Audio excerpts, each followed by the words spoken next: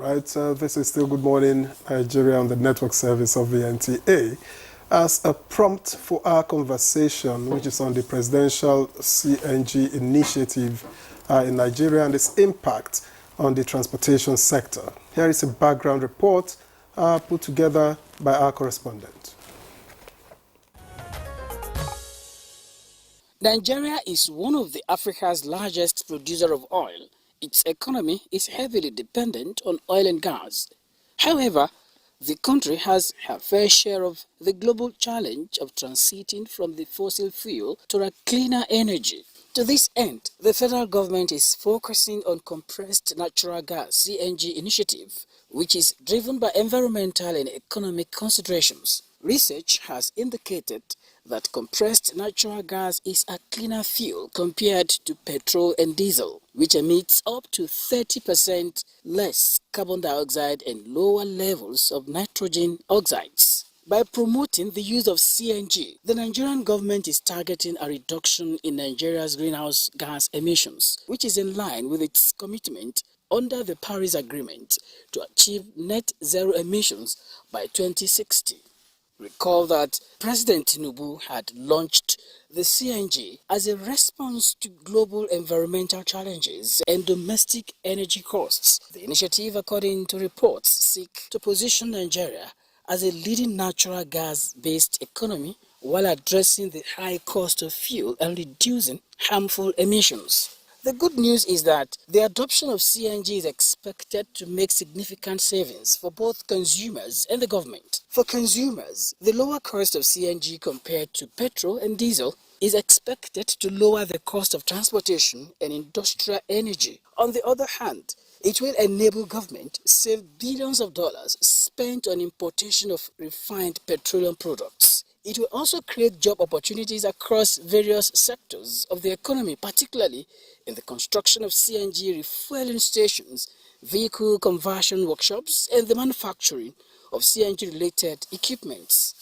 The development of the CNG value chain will also stimulate growth in the transportation and energy sectors, thereby provide employment opportunities for skilled and unskilled workers alike. Our guests on Good Morning Nigeria are already seated and will be looking into the pros and cons of the energy transition program of the federal government and the CNG initiative. All right. Thank you, Tokwe Alabi, for the background report. And having guests right here in the studio, let me begin with the introduction of the Minister of State for Petroleum Resources, Gas, Ekberikbo.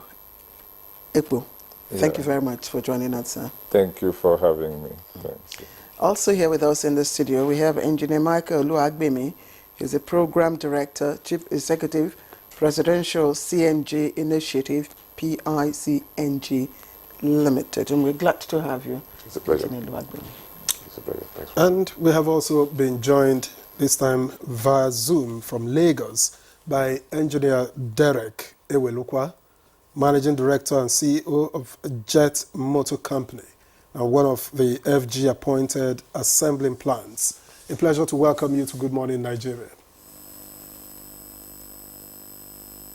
Morning. Good morning, Nigeria. All right, gentlemen, it's a tradition when we have ministers coming to Good Morning Nigeria. We engage, the ministers for a while, about 20 minutes before we escalate our conversation. So we'd just like to engage the Minister of State for Petroleum Resources, Gas, to give us a brief overview of, policy initiatives along this line. And I will just like to begin, by asking, I know that Nigeria used to consider gas, as a byproduct of flaring. In those days, I mean, if you lived in the Niger Delta, you observe from Imiringi in Bayelsa, to Eleme, to Okrika, in those parts and other parts of the Niger Delta, you find, the skyline dotted with flaring and all that. And of course, considering the amount of natural gas that we produce, I'm just wondering, what's our attention, what's our our behavior to gas utilization now? Yeah, thank you very much, the presenter. I really appreciate that. But let me begin by expressing my sincere thanks to the President of the Federal Republic of Nigeria for his wisdom and thoughtfulness for the creation of Ministry of Petroleum Resources, Gas, and beyond that, the establishment of a presidential initiative on CNG to take charge of that. Right, Nigeria is a gas nation, and we have been undermining this for a number of years until the present administration, empowered by the PIA, to expose and bring into fore the utilization of gas. So today, gas has taken the front burner in the administration of President Bola Ahmed Tinubu. It is a welcome development, and it is a route that will guarantee a safe environment. Gas is cheaper, safer, and of course environmental friendly. And so when we go into CNG, as is being projected today, I would like Nigerians to really pay attention to the importance, the needs, why we need to go that route. It is cheaper, like I said, safer, and environmental friendly. Gas is processed in country. And today, we are urging people to move away from the natural liquid fuel, like petrol and diesel, into CNG, and so that we have to save our environment, mitigate climate change, take advantage of the gas that have been flowing for a long time into useful materials, as is being done and monitored by NUPRC in the commercialization gas initiative. So I appreciate Nigerians, and I call upon Nigerians to appreciate the president. Today, it may look difficult, but I want to believe if we give him a little time, within the next 4 years, Nigerians will celebrate President Bola Ahmed Tinubu for taking this route of bringing CNG into operation in our country, Nigeria. But how much of the flaring has reduced? Because our reserve in terms of cubic meters of gas is quite enormous. We are number 8 in the world. Yes. But how much of the flaring has come down? How much of it have we utilized? Do we have any statistics? Yeah, that would come exactly from the NUPRC. But what I know is that there has been a reduce in the rate of flaring, which is captured by the issuing of about 42 companies with the permission to take advantage of the flare gas and commercialize it. So that's the route that we are going. And this, of course, will save our environment. Hello, Minister, tell us about the initiative itself. What's in the bag for Nigerians? Thank you very much. In my opening speech, I make reference to that. However, CNG, I said, is safer, cleaner, and cheaper. If you compare the price of CNG to that of fuel, for instance, one scoop of CNG is about 285 naira, which is equivalent, almost equivalent to a liter of fuel that is 890 something naira. And so when you look at this, you can see the gains that you make if you move from CNG, from petrol to CNG on one path. Now, when CNG burns, it brings out a water vapor, which does not harm the environment. But when you talk about petrol, what you have is carbon monoxide, carbon dioxide, and nitrous oxide, which are all harmful materials to the environment. Beyond that, we know that CNG is processed in country, is accessible. Like Madam mentioned, we have about, in the reserve, we have about 209 cubic feet, trillion cubic feet of gas in the reserve. Today, by the records from NUPRC, we are producing about 7 billion cubic feet of gas daily. Which means if we are trying to convert about 1 million vehicles today in Nigeria, that would take about 212 million cubic feet, which is about 3% of our daily production. So we have it in sufficient quantity to feed the nation. All what we are saying is, come in, take advantage of what PCNG is doing, of the CNG, and live a clean life, so that we live a safe environment at our generation and hand over a safer environment to the upcoming generation. Okay, even before we delve deeper into CNG, application in the area of transportation, which is basis for our conversation. As the Minister of State for Petroleum Resources, Gas, we cannot but also ask you one or two other questions regarding our plans to commercialize, gas. And that was why in 2017, under the immediate past president, that commercialization plan was launched. How far? What's the update now on the commercialization plan for gas? Yeah, the plan is ongoing. Commercialization of gas. Number one, we've talked about what the NUPRC is doing in commercializing the flare gas. Beyond that, LNG is equally engaging other countries that comes in and take advantage of our gas. Recently, while I was in Houston, some other countries like Turkey, Saudi Arabia, and Egypt, they approached me on ways of coming in to take advantage of our gas. Of course, recently we went to Equatorial Guinea, still on gas issue, when the president signed a document with the president of Equatorial Guinea. So we are on track to commercialize our gas within the country and within the region of Southwest. When we, the western part of Africa, you think about recently, that is done with Togo, Ghana, and Benin Republic. We are extending to Morocco, as we have been hearing about the gas pipeline.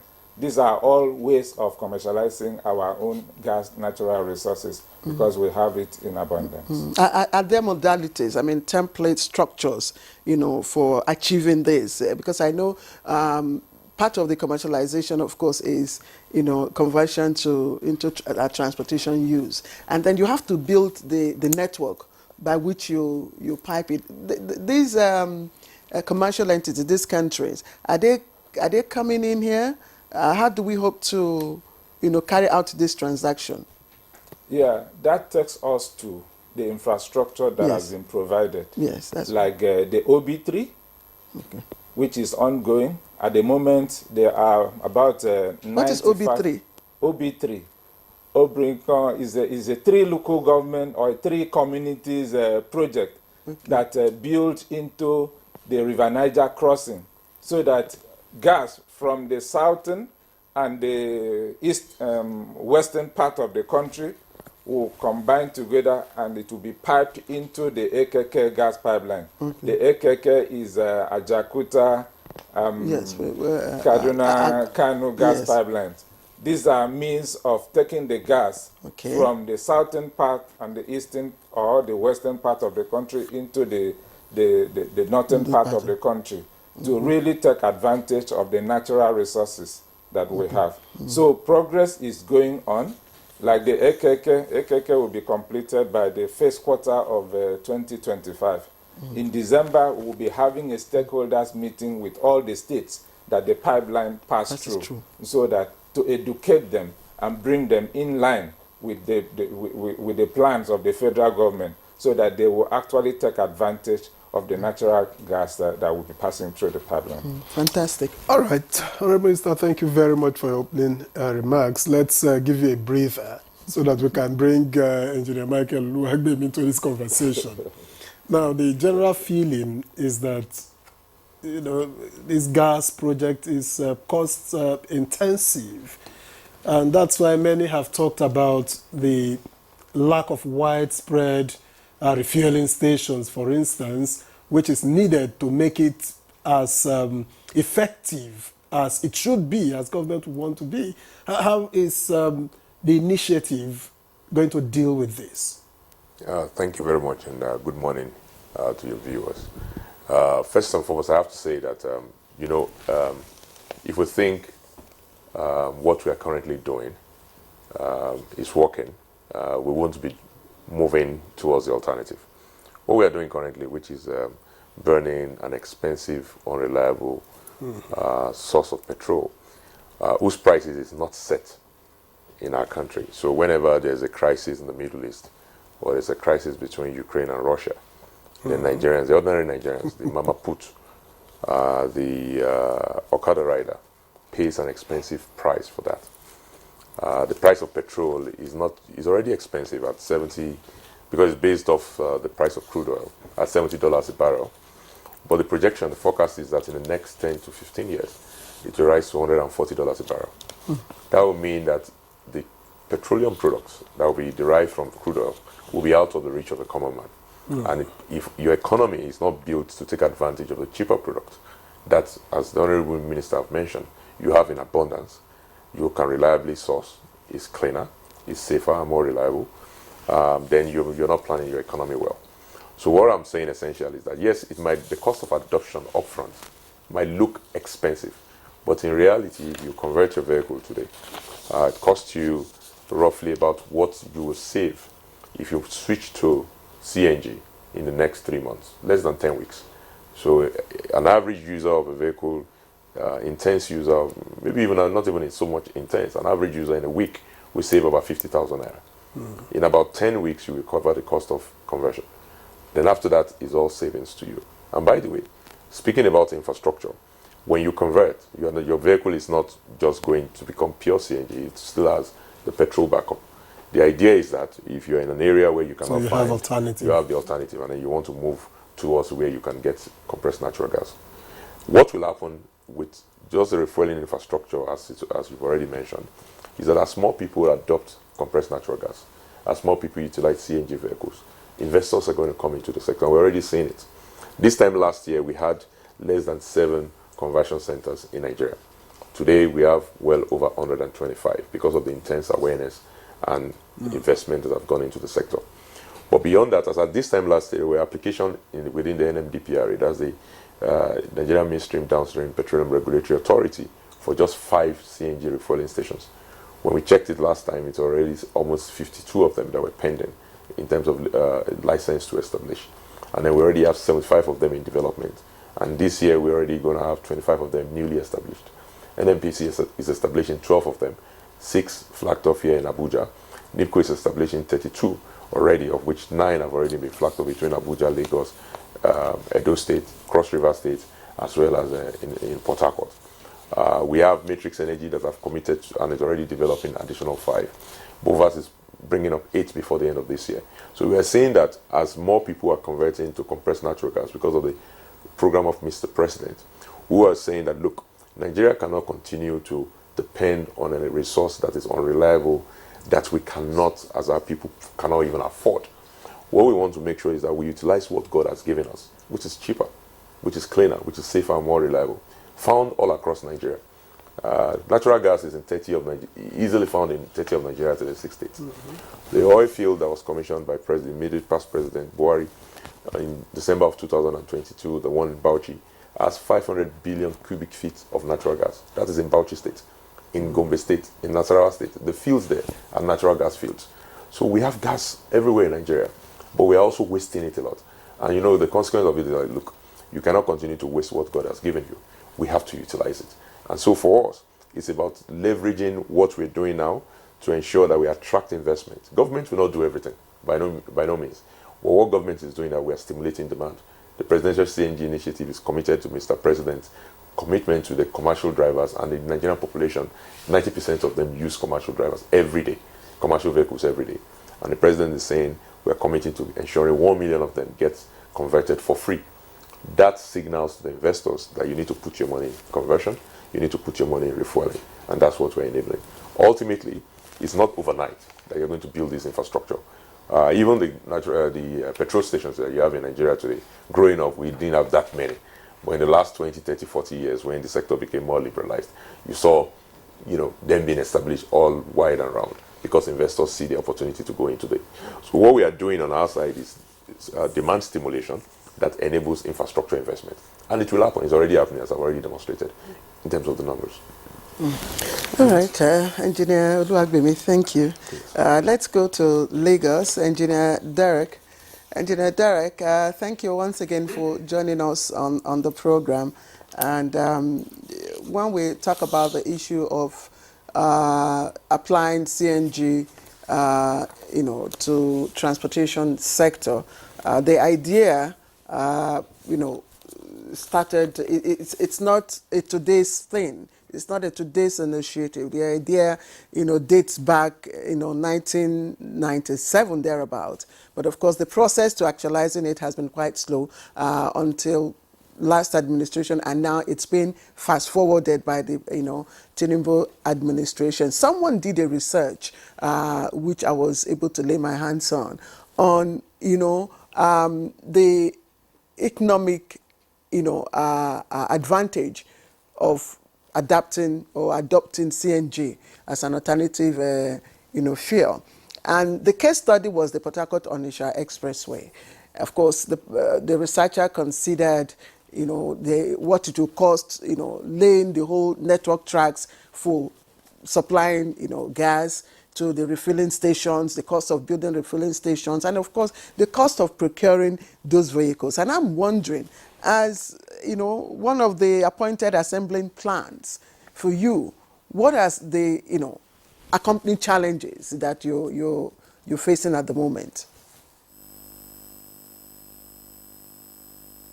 Thank you. Thank you once again for having me on the show. And I am honored to be here with the Honorable Minister of Petroleum, Gas, and also the Chief Executive of PCNGI. Well, gas as a mode of fueling the transportation industry is a proven technology, and I think it has been proven to work over time. CNG has a drawback in the sense of the volume that it takes, transportation vehicle or even a passenger vehicle. One of the innovations we're trying to address in our assembly operation is to take care of this, come up with innovative solutions to take care of this storage for the fuel.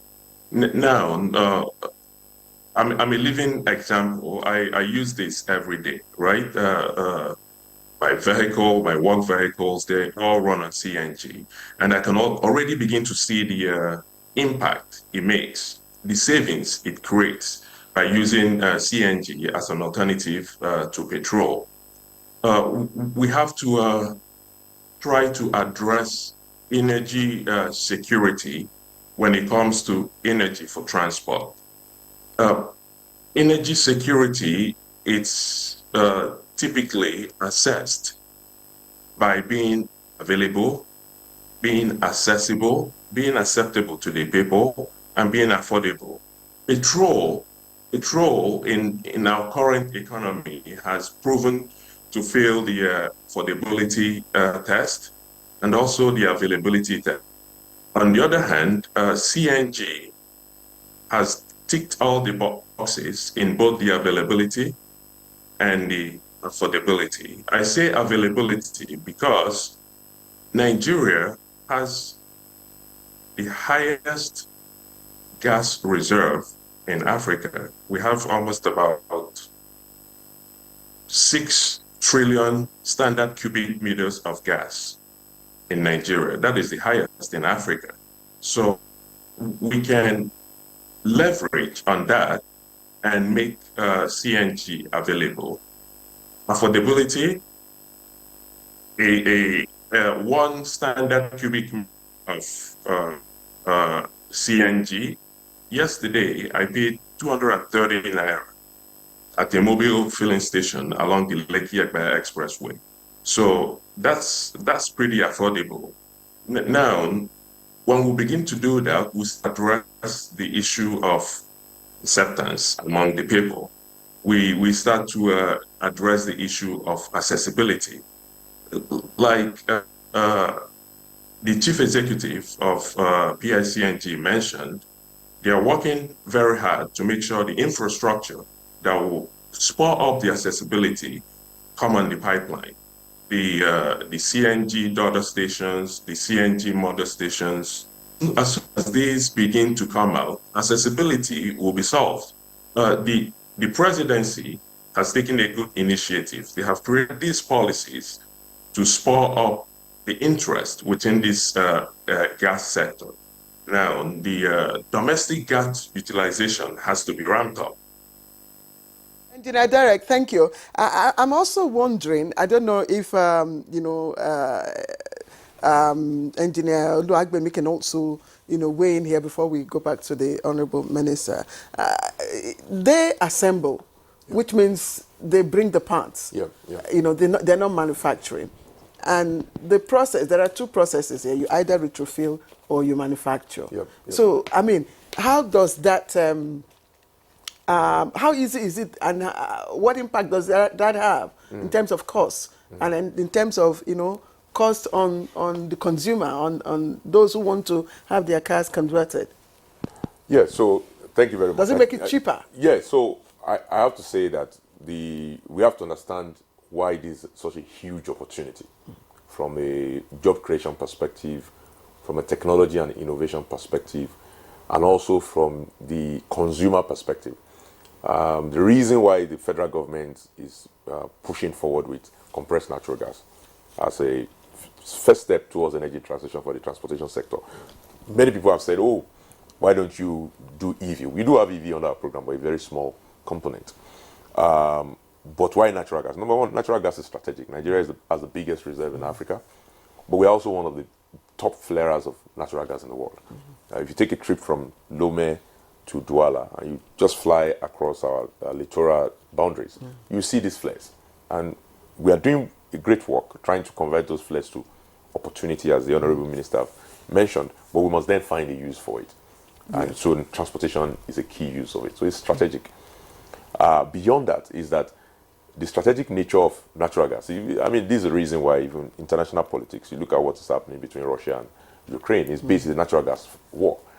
So natural gas is very key for Nigeria to also project our power in the region.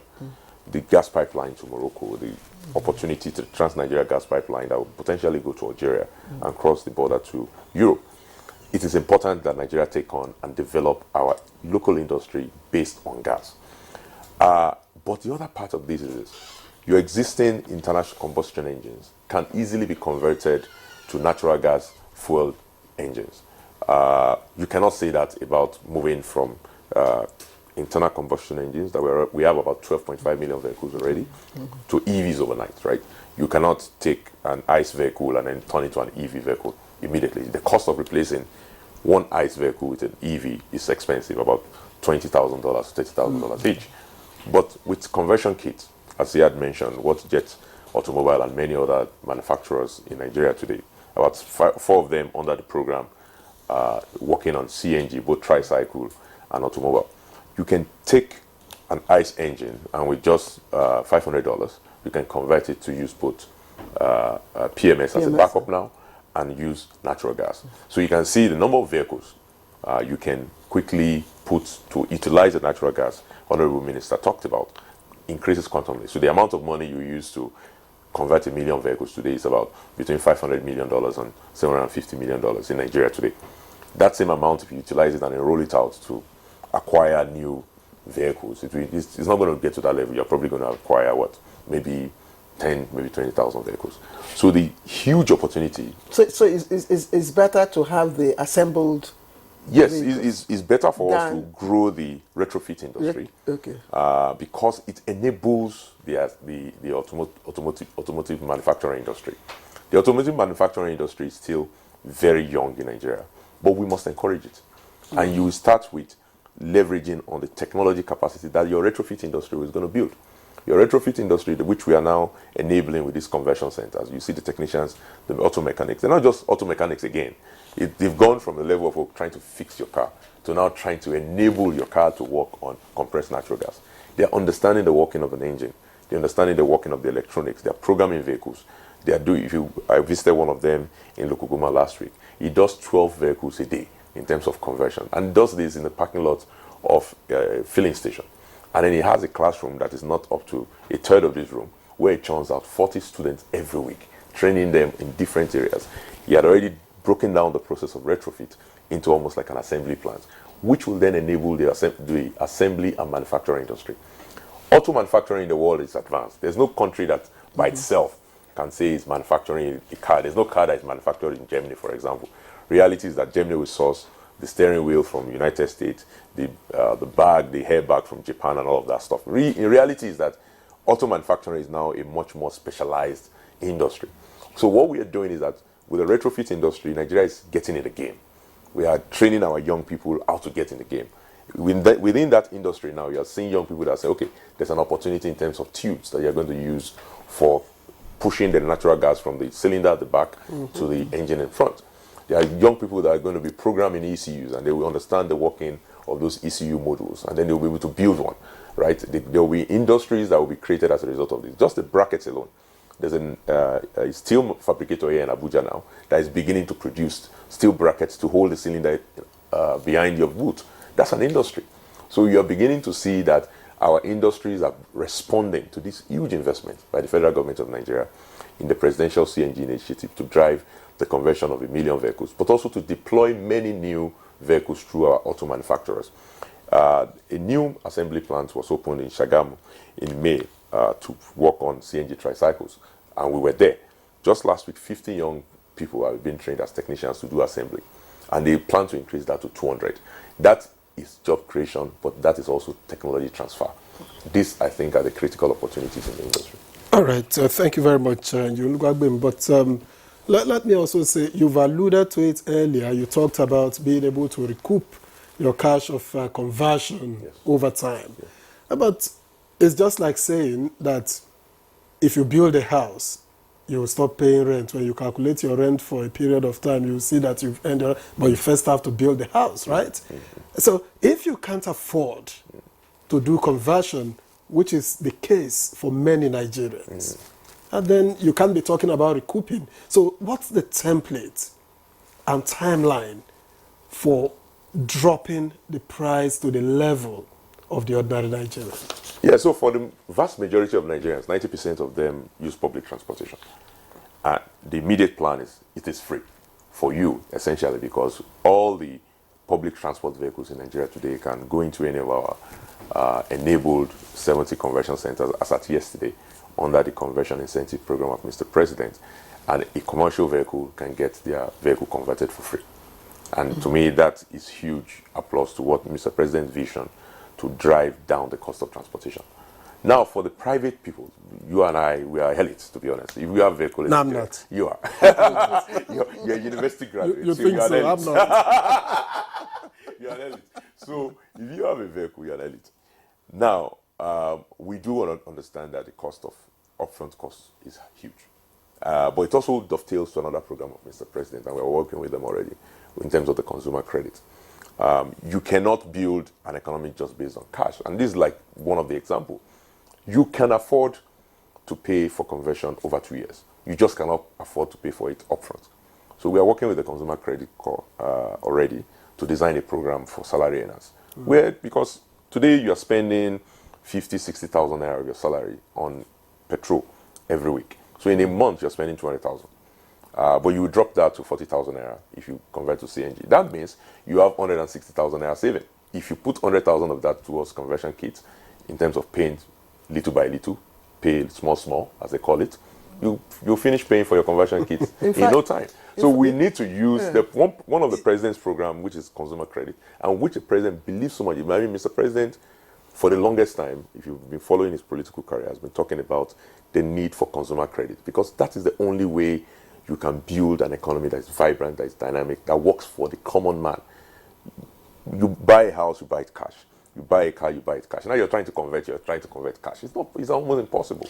So we are trying to take those two programs and marry them and enable this conversion industry, and we're working on it. Engineer Luagbemi, our colleague, and we call Lydia Sampson, she's our correspondent, energy correspondent, and she has had her own car, converted. And when she was sharing the details with us, she actually said that she spends, and by the way, we call her a woman leader. So just on the lighter And note. I'm a womanist, you know that,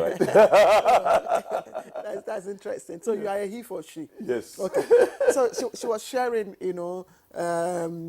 the ups and downs of it, and she testified that she spent about 14,000 naira in a few months. Yes.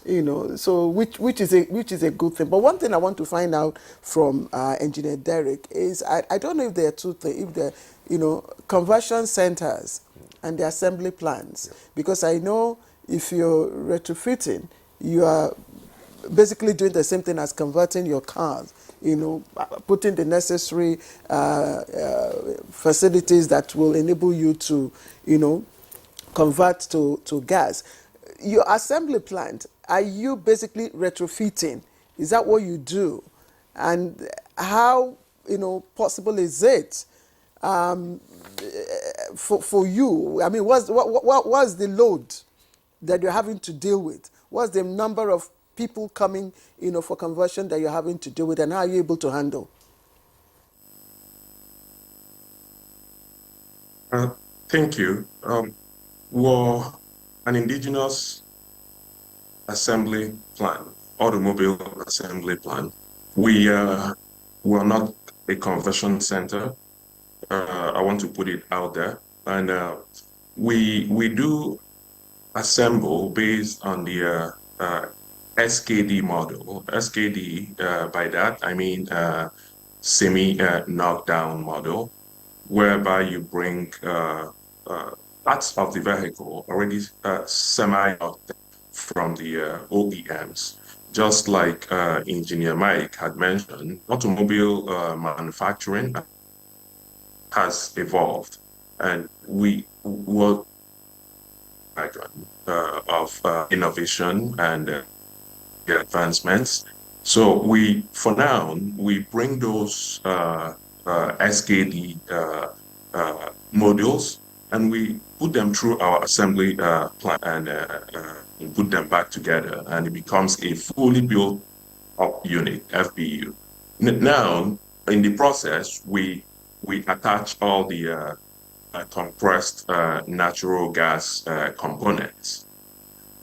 We are intentional when we do this, because we pride ourselves not only as an indigenous company, we also pride ourselves as an innovative and sustainable company.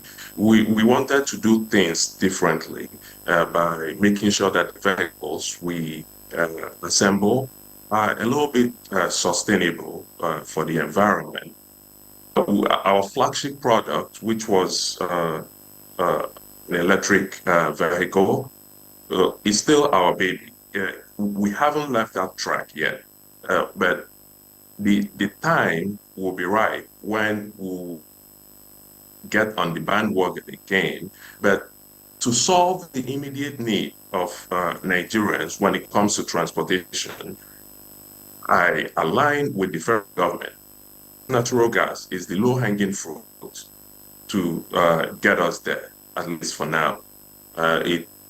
It's cheaper, it's cleaner, it's more available. So we're doing all we can to make sure that these vehicles keep coming up. The only challenge most of the customers have, it's not peculiar to us. Volume. the CNG fuel storage takes in these vehicles. So, and we're coming up with innovative procedures. We're coming up with innovative plans to solve that issue. As soon as that is solved, complete adoption all the way. The awareness is being created by the PCNGI.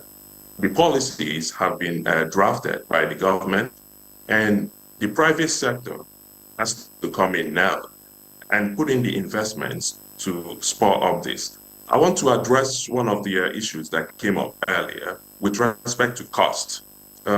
Cost. I see costs going down drastically in months, maybe a year or two, because it's a question of supply and demand. More investors are going to come into the space. More conversion centers are going to come in, so there will be competition. If conversion costs today, maybe say 500,000, say 1 million naira, to convert a four-cylinder inline engine, when competition kicks in, you see it drop down to maybe 500. And as more and more of these conversion centers come upstream, the prices will find their levels one way or the other. It's an early stage. I liken that to solar panels. Remember back in the day when solar panels was in area in this country, but today, an average, you see them spanning up everywhere across the country. Okay, so the same thing, well, it's baby steps. We're in the early stages of CNG adoption. So in no time, I believe the cost will come down. You know, well, my people would say that if you find something that you have to cut with your hand, maybe something to swallow, you can even use spittle to dampen your hand just because you've seen it. And so if government has seen the benefits, that the more, the merrier, the more people that come in to invest, you know, the cheaper it becomes because of the laws of demand and supply and all of that. What then, how much is government willing to do? How far is government willing to go to ensure that, you know, it becomes, it lures the investments into this sector so that Nigerians can begin as quick as possible, as soon as possible, to see the dividends of it? Honorable Minister. All right, thank you very much once again. The government is very, very intentional about driving the gas sector. On Monday this week, the MDGIF fund was released about 122 billion to 6 investors in the sector. That is the part of government trying to encourage stakeholders, investors to invest in the midstream, downstream sector so as to drive the CNG program or initiative to all the nooks and crannies of the country. So government is very, very intentional about it. If you are an investor, you have all the requisites because you will pass through screening with the MDGIF management committee. Your project will be presented to the transaction advisors. They will go through it and find out whether you are qualified to access this fund, because this fund is to de-risk you in going into this very, very project. So government is very, very intentional. And this is supported by PIA. All right, thank you very much. Let me get to Engineer Oluwagbemi. Engineer Derek alluded, you know, to awareness and all of that. And I want to ask how much awareness, because the impression I get from where I stand is that not many people are aware of the benefits of CNG. And so how much are you putting in terms of awareness particularly, to every nook and cranny of the country, the hinterlands? Yeah, we cannot, thank you very much, we cannot do the work of awareness. I think 90% of our work when it comes to a new technology or a new opportunity to save the nation's economy, because that's what we're talking about here. As a country, we spent an average of about $10 billion a year since 2005 subsidizing petroleum, a resource we do not refine, essentially amounts to importing poverty and exporting jobs. A resource that even the money we're using to pay that subsidy, we borrow it. So moving to CNG is saving Nigeria's economy. Essentially, that's what we're talking about. So we know that we need to create the real awareness among our people. So we've been doing this work, of course, in the last 1 year. So approximately a year tomorrow, since the Presidential CNG Initiatives Steering Committee was announced by Mr. President. And so it's just 1 year work. And I tell everyone that I think I look back at the last 1 year with tremendous pride at what we have achieved, but also know that the work is still plentiful. 90% of our work is awareness creation. And then 10%, I think the private sector can handle it. And that's what I keep telling everyone, because the entrepreneurial spirit of the Nigerian is enough. When last year I said we set a goal of 100 conversion centers for ourselves this year, even our friends in Egypt and Iran, who first engaged us on this issue of CNG, because they have been doing it in their country, said it's impossible to have 100 conversion centers in a year. I sit here today to say we have 125 just a year later. In fact, technically 9 months after we started that conversion program. I know by the end of this year we have 250 already in the next 3 months, because every day, every night, I get demands and requests by Nigerian entrepreneurs who are setting it up. So creating awareness is our work. Awareness among the people that we use it, in terms of getting them comfortable with the utilization and the use of CNG vehicles.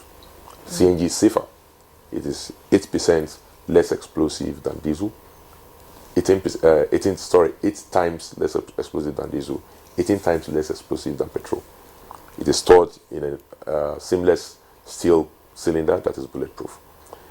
Getting the transporters comfortable with the cost, we're providing the conversion incentive program that drops that cost to zero, and allowing and enabling them to adopt CNG. Very important. Critical also that the financial sector, the investors, also know about this plan, because they are critical. As I said, government can invest $500 million, say, for the next 3, 4, 5 years in CNG. But with the requirements, the need for this sector is about $2.5 billion to $3 billion. That balance is going to have to come from the private sector. So we need our investors to be educated. We need our banks to be on board. We need financial advisors, investors. Those people who are going to work with these private sector companies that are going to invest in the sector need to understand CNG. And we've been doing reasonable work at doing that. Last year we had the CNG Investment Summit. We're going to have another one at the end of this year. Again, the second one. We've been engaging with the financial sector. Some of them are already now coming up with products to respond to the challenge, CNG sector. The challenge for transporters, though, is that the cylinder takes up a significant portion of the space which they use to unload their passengers, bags. Yeah. So are there options? What are the options? Because that becomes so there will be innovation. There will be innovation around it. There will be. I think Engineer Derek mentioned that. There will be innovation by the automobile retrofit sector, as well as the automobile manufacturing sector around this issue.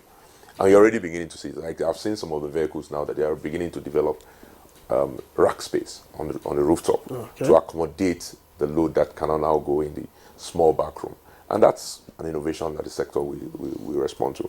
I don't think there's any problem that is too difficult for us to solve. Ultimately, the point here is, will you rather stick with a product that, number one, is expensive, the price you do not set as a country?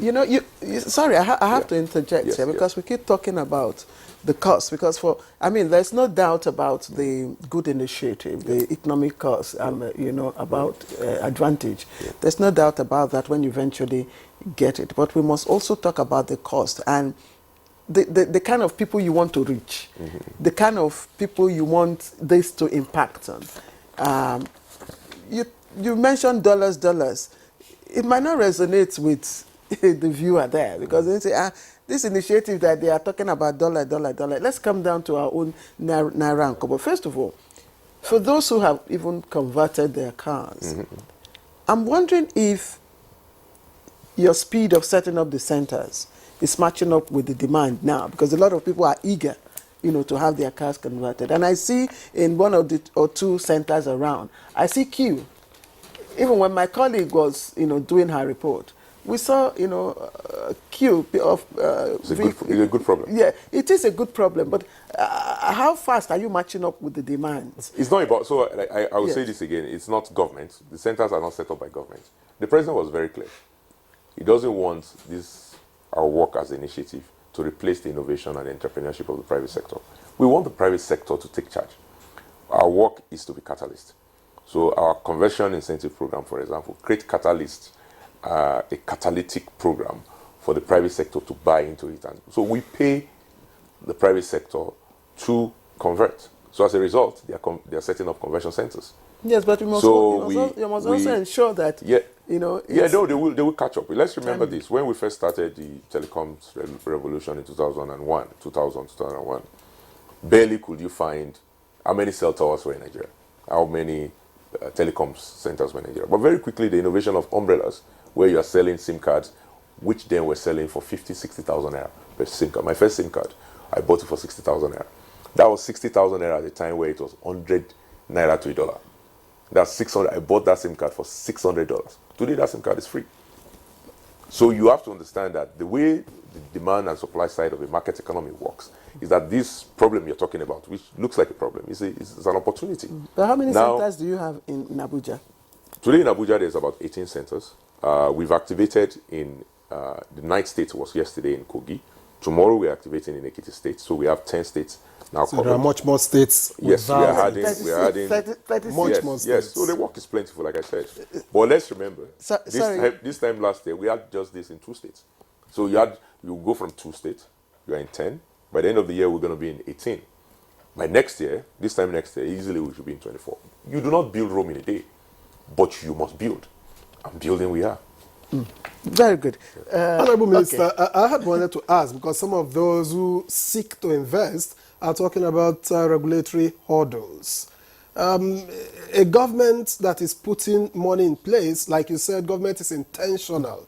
The regulatory hurdles, are we going to also try to stifle it with bottlenecks? How are we going to make it easier for people to just, get going? Yeah, thank you very much.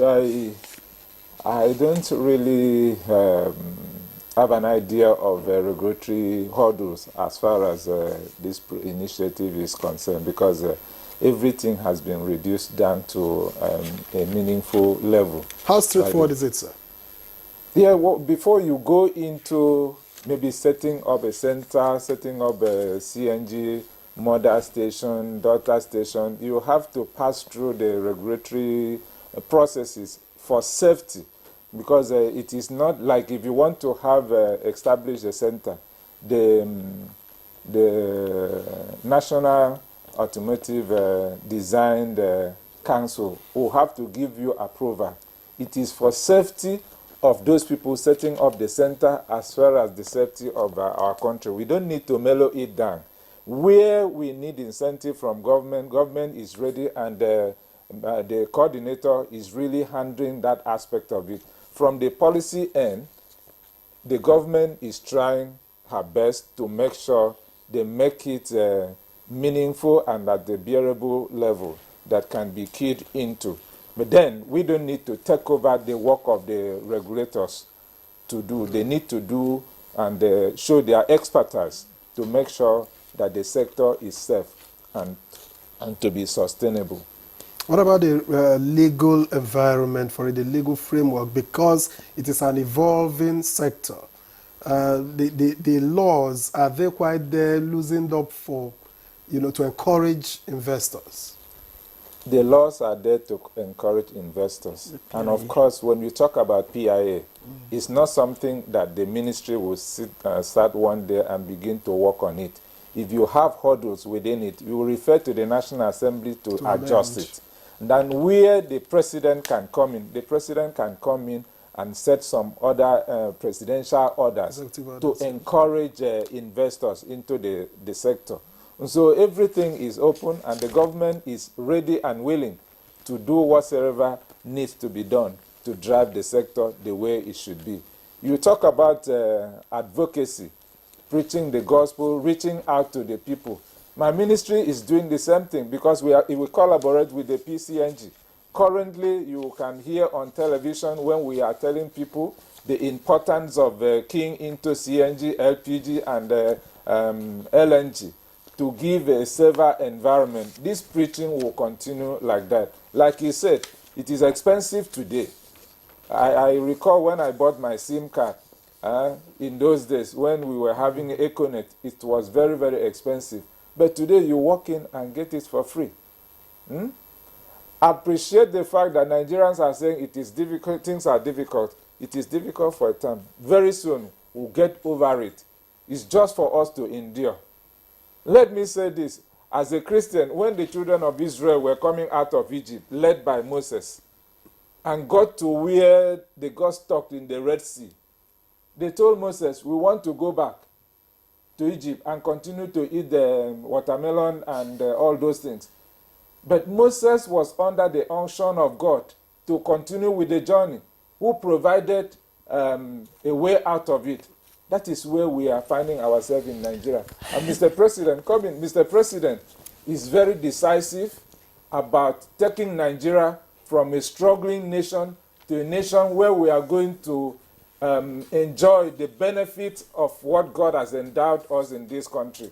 So he's very, very intentional about it. I don't want us to... Yes, Minister of State for Petroleum Resources, I'm sure that every Nigerian, on this, every Nigerian is with Mr. President and the initiative, but we also want that every average Nigerian, like my colleagues say in the studio, you see them, should be able to afford a CNG powered vehicle. And that's why when we come back from this break, we'll go back to Engineer Derek to find out the cost of obtaining or procuring is one of those CNG vehicles that you are assembling. All right, welcome back, and our conversation is getting quite interesting. We're talking about, of course, the CNG-powered vehicles being, applied in the area of transportation. Let me take my question to Engineer Derek. Engineer Derek, if you're with us, earlier on you talked about the cost of, converting to CNG vehicle coming down, and you compared it to solar panels and all that. And I'm just, this is just my own, observation, that even the solar-powered panels, their prices are still high. It's not. That's why you see that, it has really not been mainstreamed, even in the rural areas. And again, you forget the volatility of the exchange rate, and of course inflation and all that. But that aside, how many of these CNG vehicles, are available, and what is the cost of procuring one?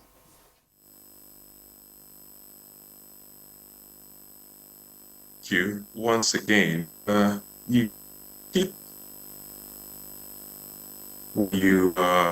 you brought up the issue of the forex, so the myth we have in this industry, as you can imagine, is the volatility of the forex, and that's all that drives the price of our products. Again, we're intentional on the type of vehicle we're churning out from our assembly plant. Engineer Mike mentioned earlier that 90% of Nigerians rely on public transport. This is the most mode of transportation for majority of Nigerians. So we were intentional in picking a model of vehicle that will address that need, make it affordable, make it a little bit cleaner, and put people in them, move them from point A to point B. So our focus now, it's on commercial vehicles. So the commercial vehicles will at least get people moving at a cheaper price and even at a clean rate. So when we compare apples to apples, average for the brand new commercial vehicle, let's say, for instance, a 15-seater minibus that can be used for an major manufacturer from one of the fives, say,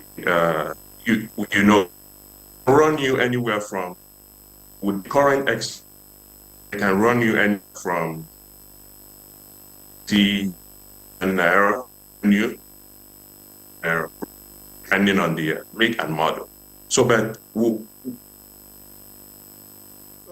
I'm not sure we are getting clear signals from Engineer Welukwa. While our engineers try to resolve this, let's get back to Engineer Oluwagbemi. Now, we can talk all year long about cost, because that's the language that the ordinary Nigerian wants to understand. Yes, we've talked about awareness, first letting them know the benefits, and then when they know the benefits, they are sucked in, and then they are confronted by the cost of conversion and moving on. How soon can we get to see the cost of conversion drop to the level of Nigerians? The ordinary Nigerian, anyway. Not like me. Be careful. Ordinary Nigerians, yeah. But like I said, first thing we have to acknowledge that he said high cost because of FX. So it's not made in Nigeria. As we do this work, more of these conversion centers, manufacturing is going to now take place in Nigeria. That will help moderate prices. So one of the discussions we're having with the Ministry of Steel is setting up the CNG industrial park in Ajaokuta, where some of these conversion kits can now be manufactured in Nigeria. Cylinders can now be manufactured in Nigeria. So your FX part of it, component of it, can slowly drop off. Otherwise, you will still continue to have issues around FX and the price will be high. But in terms of affordability today, two things we are doing. First, as I mentioned, the conversion incentive program. 1 million conversion for free is not insignificant. That's huge. And that is particularly targeted at the sector that moves 90% of Nigerians, which is the commercial sector. The balance of 10%, which is the private sector, you and I, our vehicles, as the case may be, we are already in advanced discussion with the Credit Corps, which is the program of Mr. President, that is trying to make sure that products that we need in our everyday lives, we don't have to pay cash for it up front. Especially products like this one that kind of finance itself. So what Mr. President is doing with that program is that he's saying, if you want to buy this cup today, it costs 100 naira. You cannot afford 100 naira out of your pocket, but you can afford 100 naira over a period of time, little by little, little by little. Then you should not wait until the time you can afford it to buy it. You need this cup today. So you need to be converted today to save money every week. And out of your savings, maybe 10, 20% of that savings can be used to pay for that conversion every week for the next 2 years. That's a win-win. So we are working with them. We will announce a program very soon. I think they are very interested. We've already lined up 2 pilot institutions. So something will be signed in the next 4 weeks. And it will be enable you, individuals who want to convert their own vehicle, to be able to afford it. And that, to me, I think, is a critical step towards affordability. But you cannot get there long term. It's not sustainable long term if we don't bring production in country. Because it's not everything if you look at today now, just between yesterday and today, because of the Iranian-Israeli conflict, the cost of moving a good from China to Nigeria has gone up by 40%. I know this because we have suppliers in our program that immediately wrote us. So we cannot subject our economy all the time to these shocks. If we are doing it locally, that cost of good is less next to zero. Engineer, I like you. I don't know. You said something will be signed. This is a TV station. Yes. When you say something will be signed, it doesn't pass any information. Yeah. What is I don't want that? to let the cat out of the bag. But give us a better idea. Yeah, so that we can have a takeaway. I don't want to step on somebody else's news. I think they will come and they will make the news.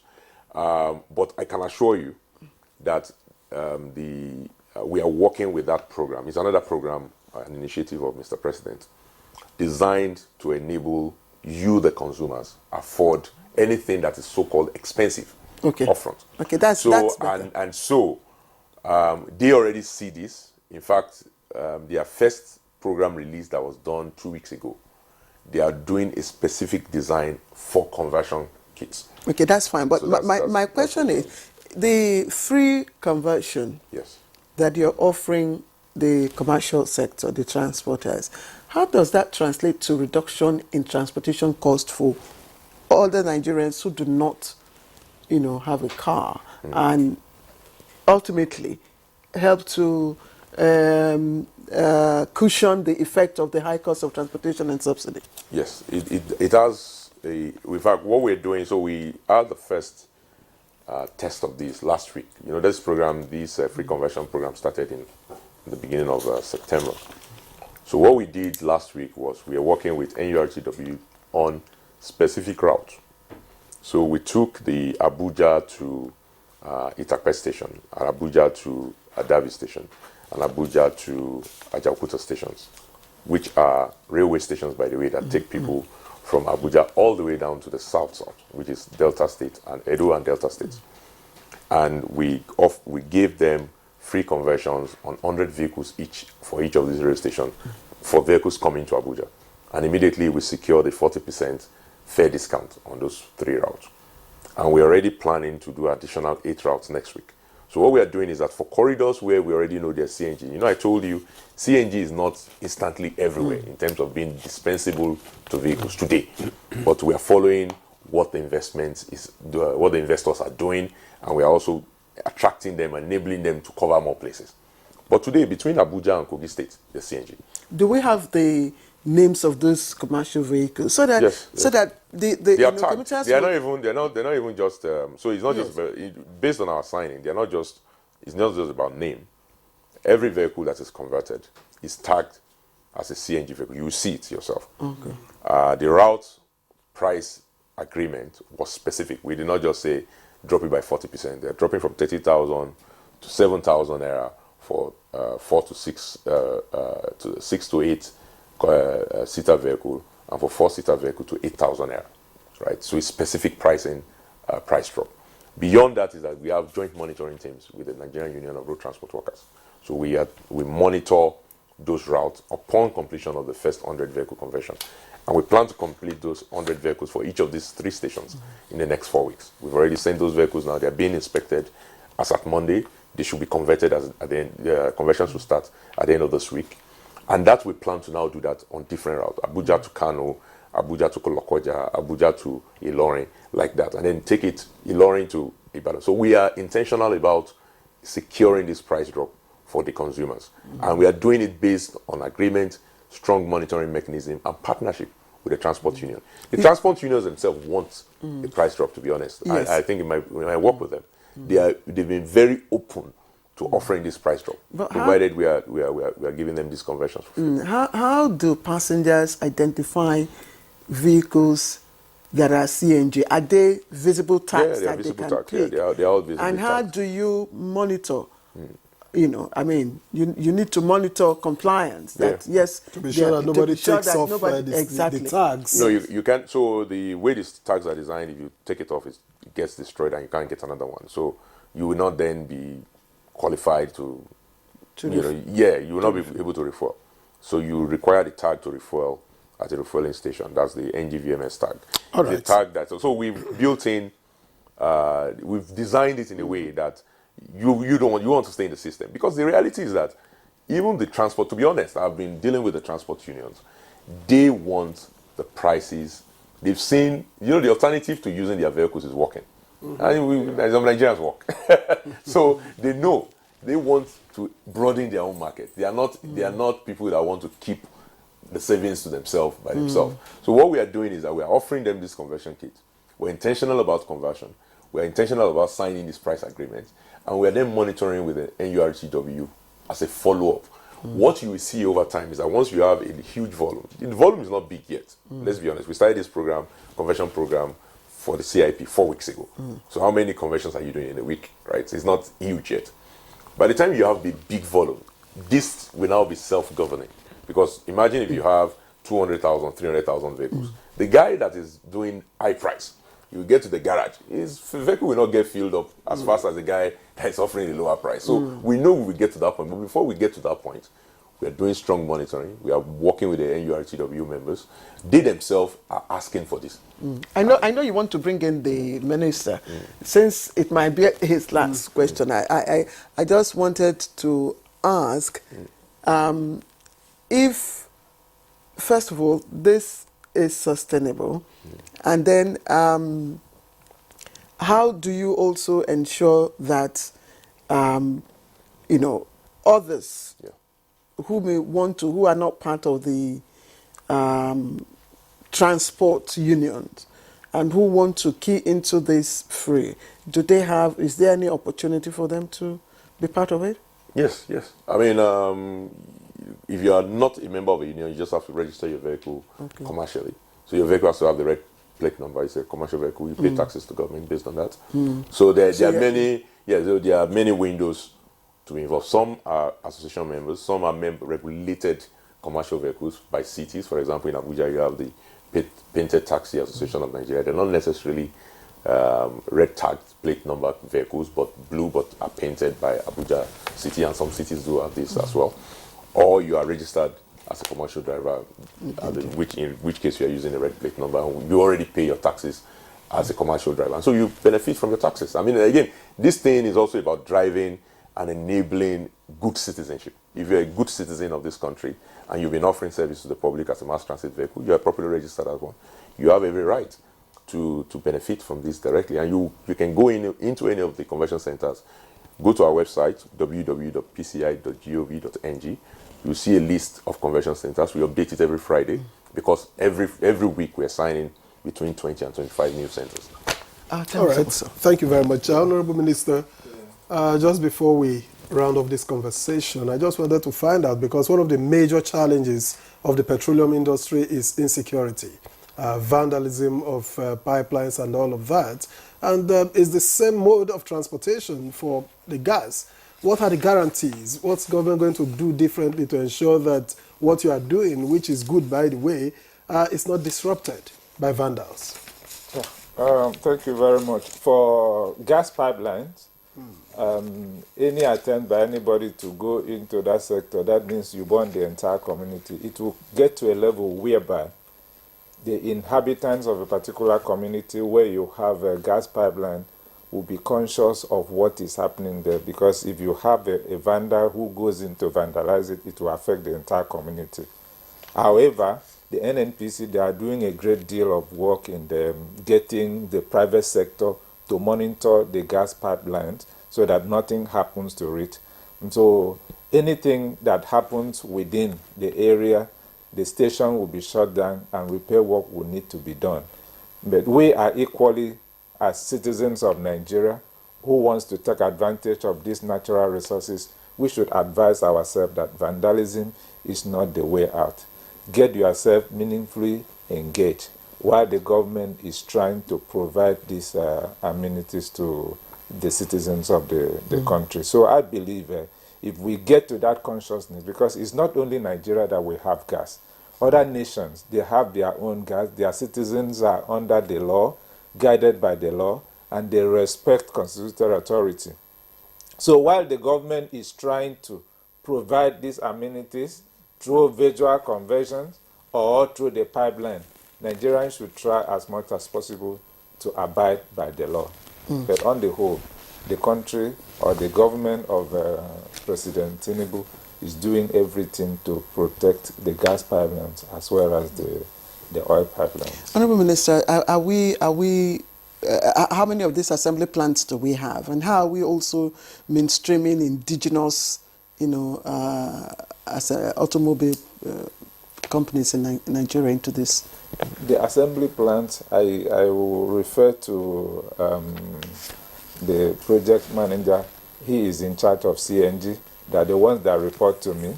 And maybe you ask him to report to me the number of assembly plants that they have put on ground at the moment. So, report to I'm him reporting to while we are here. Yes. No, we are seeing additional, at least today we have well over 19 indigenous manufacturers of automobile vehicles in Nigeria. It's actually a very thriving and growing industry. We're working with the Nigerian Automotive Design and Development Council, the strong partner of this program.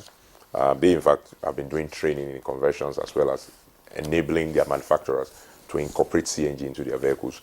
This program has patronized directly 6 local assemblers and manufacturers, some of them even in CNG tricycles, and at least another additional one in EV bus assembly. So I believe that patronage will continue.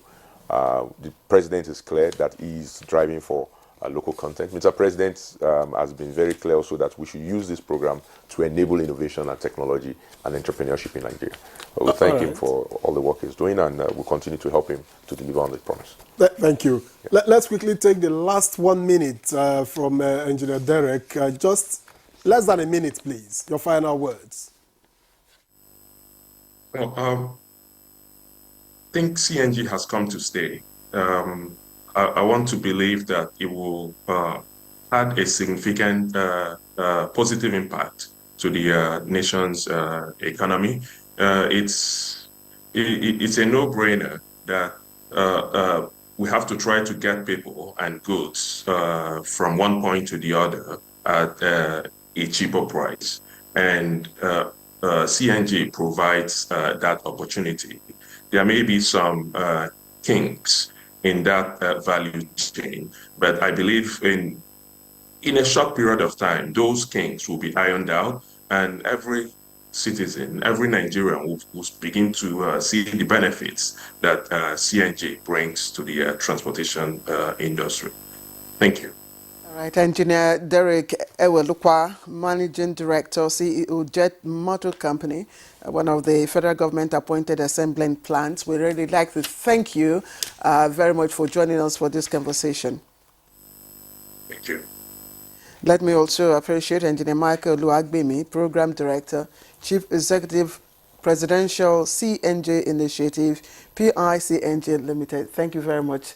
Thank you For coming. And Honorable Minister of State for Petroleum Resources, Ekberikbo. Thank you very much, sir. Thank you very much. Thank you. All right, that's Good Morning Nigeria for today. We thank you for joining us. Let's do this again tomorrow. I am Victor Azu. And I'm Claire Adilabu Abdurrazak. Bye-bye.